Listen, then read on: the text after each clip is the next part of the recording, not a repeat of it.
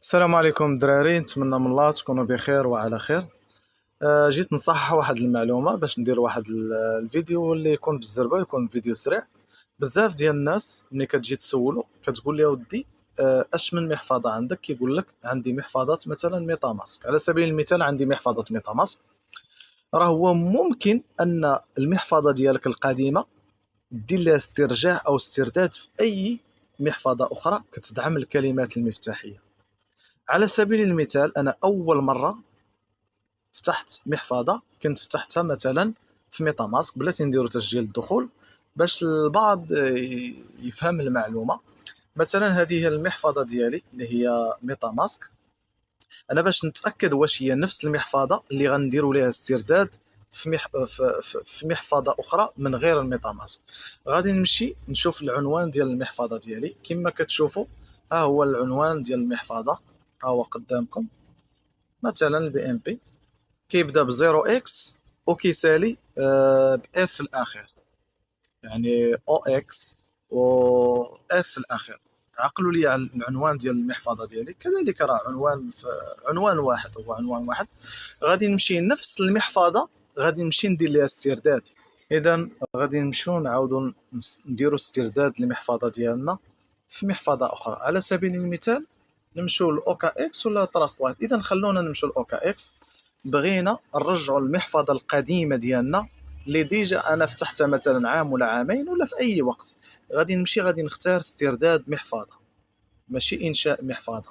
اذا غادي نختار استرداد محفظه، غادي نضغط على استرداد محفظه، ثم غادي نختار العبارات الأولية أو المفتاح الخاص. إذا أنا في هذه الحالة عندي الكلمات المفتاحية اللي كتكون من 12 أو 18 أو 24 رقم. إذا الكلمات ديال المحفظة اللي هي كتكون من 12 الكلمة.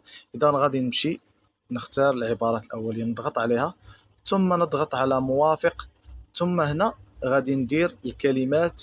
هنا في هذه الخانة الكلمات اللي ديجا أنا فتحتهم أول مرة في ميتا ماسك. اذا غنمشي نجيب الكلمات باش نضيفهم ونكملوا الشرح ديالنا.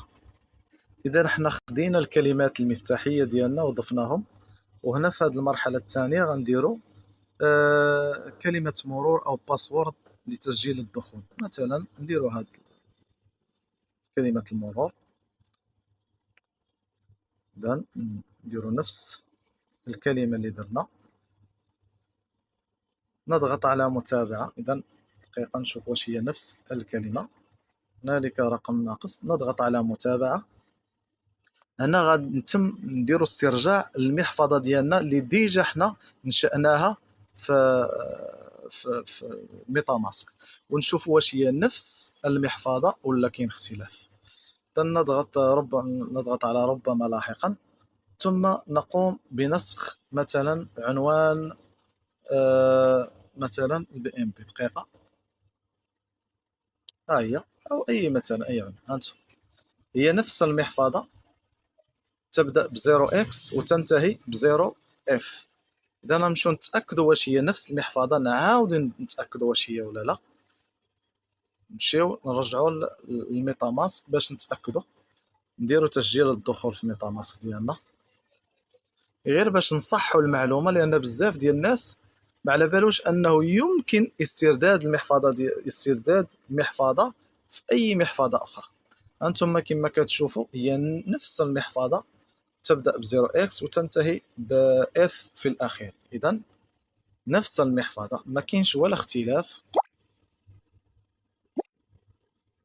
إذا هذه هي لتصحيح المعلومة، هي نفس المحفظة.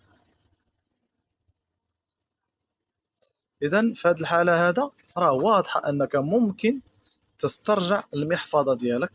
غادي نمشيو نشوفوا واش هو نفس الرصيد ديال البي ام بي ولا لا. عندنا صفر 0.12 بالدولار وما يقارب 0.3 الأصفار 138. غادي نتأكدوا واش هو نفسه ولا لا. دقيقة نديرو تسجيل الدخول. ها هو نفس الرصيد، يعني هي نفس المحفظة. الفرق اللي ما بين الاوكا اكس واليت وميتا ماسك، كما كتشوف فرق في اختلاف الرصيد اللي في البالانس، لان الفرق هو ان الاوكا اكس مثلا كتضيف العمله، اي عمله عندك اوتوماتيك، ماشي انك فرق ما بينها وبين ميتا ماسك. ميتا ماسك خاصك تضيف العمله يدويا، اما تراست اما الاوكا اكس كما كتشوفوا ان العملات اللي عندي هما الرصيد كيطلع مباشره لجميع العملات اللي عندك، يعني كتضيف العمله اوتوماتيك، عكس محفظه ميتا ماسك.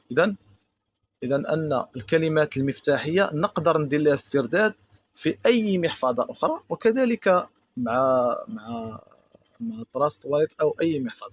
يعني الجواب الاخير ان الكلمات المفتاحيه ديالك اللي فتحتيها في ميتا ماسك ممكن دير لها استرداد في اوكا اكس او اي محفظه تدعم الكلمات المفتاحيه.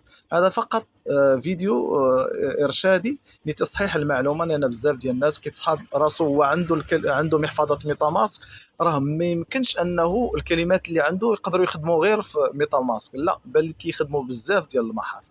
هادشي اللي كاين اخوتي، وللتوضيح فقط. تحياتي.